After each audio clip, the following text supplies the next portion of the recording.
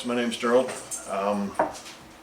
I recently picked up this Sheldon lathe, which appears to be a 13-inch lathe. Serial number is TME 17876.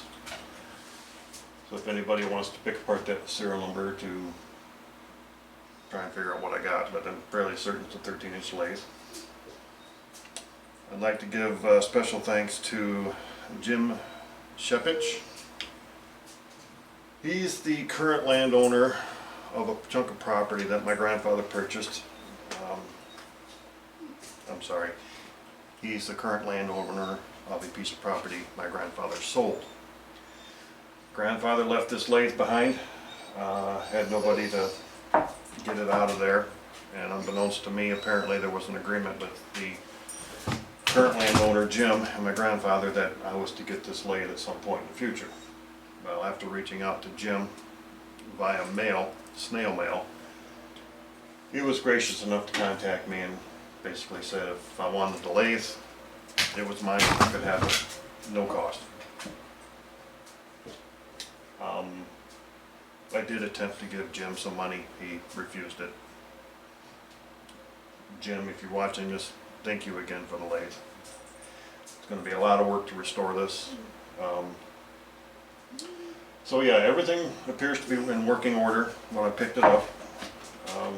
I do know that the output shaft on the gearbox had been sheared off. I've got a worm gear and a worm to replace on the apron, and it looks like one of the gears is also missing a tooth, so I'm going to have to replace that or make them all. The only thing I am missing right now is the steady support. I'm missing that, but I see those all the time on eBay, so I could probably pick one of those up fairly cheap. It's unfortunately I don't have the original, but can't beat free. But anyhow, I thought people might enjoy seeing this thing go from bare metal up to hopefully near factory condition. Getting the stuff down in my basement, yeah, I don't have a garage. There's a lot of trips up and down the stairs. What I thought was going to be the worst thing to get down the stairs turned out to actually be the easiest thing for two people. If this helps anybody else, basically what I did was I took some 2x12s, screwed them down to the steps of my stairs, so I had a full wooden ramp all the way down. Got the frame out of the back of the truck, put it on a dolly, wheeled it up to the landing of the stairs, picked it up, set it down on a piece of wood, or the 2x12, and then we scooted it down after we got it past the balance point, and down it went, nice and easy. No friction from the wood.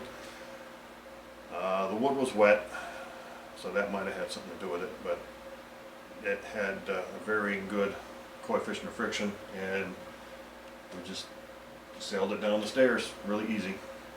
This, on the other hand, even though it was empty, none of the drivetrain was in the unit.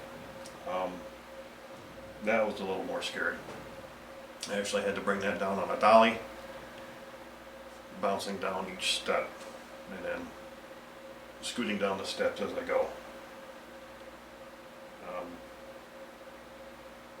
Especially when you have a 2x12 ramp under your butt. The tip point was very close to being met, and it almost took me down the stairs once or twice. But I got it down. Getting it out might not be so easy. Probably have a few people to take it out with me. So anyhow, you're welcome to join me in rebuilding this thing. Constructive comments are welcome. Ideas are also welcome. Just to give a little background, I do have a small machine shop in my basement. Mostly grizzly. I have one of the horizontal band saws, fairly good size. I have a vertical I'm sorry, a horizontal bandsaw. I converted it to vertical. I have a GO 704 and a GO 602. I converted the 704 to CNC and wound up taking that and taking completely apart, 3D model everything, and built all my parts based off that 3D model. If anyone else has a 704 and they would like the 3D models, I think I could part with them if they're interested in doing their own work on their 704. For the CNC, I wound up using NEMA 23 motors on the X and Y, and NEMA 34, I believe, on the Z axis, which worked out pretty good. Questions, comments, go ahead and leave them below. I'll also probably throw this over on Rumble. I know some people don't like YouTube for just reasons, so gives the exposure that people might want to see this.